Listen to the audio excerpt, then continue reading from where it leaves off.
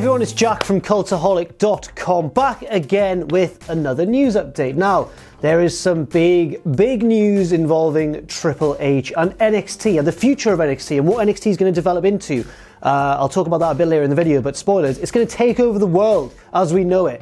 In other news, sadly, an Impact star has been injured at a set of tapings last night in Orlando, Florida, and also there's the potential that something pretty unique and different could happen at the Greatest Royal Rumble in fitting with local customs, which I'll get onto as well towards the end of the video. But let's crack on straight away with all of the news. Now, this news actually happened at WrestleMania weekend, but it's only just sort of hit the wrestling media world in the past couple of days, maybe today even, and across Twitter as well. People have been talking about Triple H's conference that he held in New Orleans when he was talking about the future of NXT, and he kept coining the term global localization. Essentially, it seems like what he plans to do and what WWE plan to do is to push NXT and have a series of NXT style promotions all around the world. He named places like South America, the Middle East, Europe, the UK obviously, and India as well was another big one, where basically there'd be a bunch of feeder systems, or like bringing back the territory days of the NWA almost, except this time it's WWE pulling all the strings, they own everything.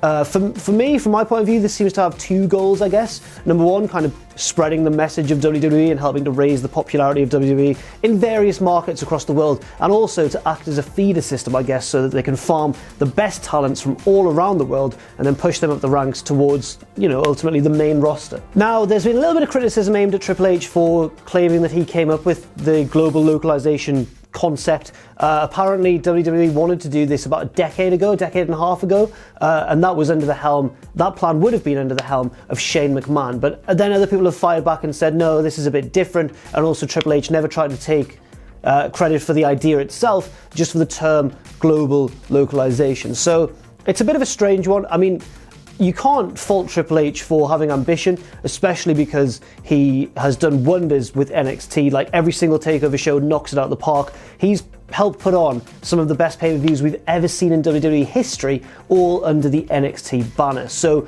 you can't fault him for having ambition, as I said, but at the same time, this could raise a bit of controversy in the independent wrestling scene, because it kind of looks like WWE are trying to take over the world, take over the indies, take over everything. We've already seen a little bit of their excursion into the UK scene, where they now have partnerships with some of the UK's biggest independent promotions like Progress, ICW, but also I guess it could help indie wrestling in a way, in terms of it kind of puts more eyes on the industry as a whole. I'm not too certain. It's a very complex sort of phenomenon that looks to be on the horizon, and one that no one can really predict how it's going to go. In other news, Aerostar, a Lucha Underground and Impact wrestler, sadly suffered what appeared to be potentially a serious injury on last night's Impact tapings in Orlando, Florida.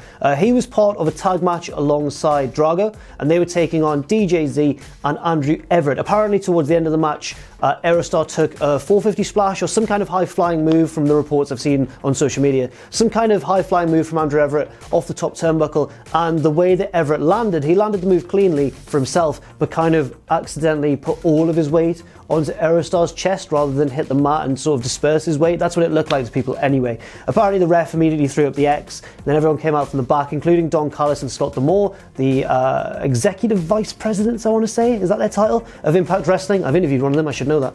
And yeah, it looked pretty sort of serious for Aerostar, but thankfully, apparently, after spending about 10 minutes lying on the canvas, he was able to walk to the back with the aid of referees and stuff like that, but at least he was able to move it. At least paralysis isn't an issue right now. So a lot of people are fearing that it could be some sort of torso-based injury, like there were talk of cracked ribs and maybe like a punctured lung, but there's been nothing that's come out since to give us a clue as to how serious Aerostar's injury is. Of course, we'd all like to wish Aerostar the very best of luck, and hopefully he can recover soon and get right back in the ring once again. And finally, on Wrestling Observer Radio, Dave Meltzer has speculated that apparently the Greatest Royal Rumble could see a 1-hour intermission because of prayer time. Obviously, Islam is the biggest religion in Saudi Arabia, and they pray several times a day, and it would fall, apparently one of these potentially two. We tried to research it, but we're not experts on Islam by any means, but apparently at least one of these prayer breaks could fall during the show itself. It's obviously a very long show, especially with the pre-show on top of it, and this intermission, if it is true,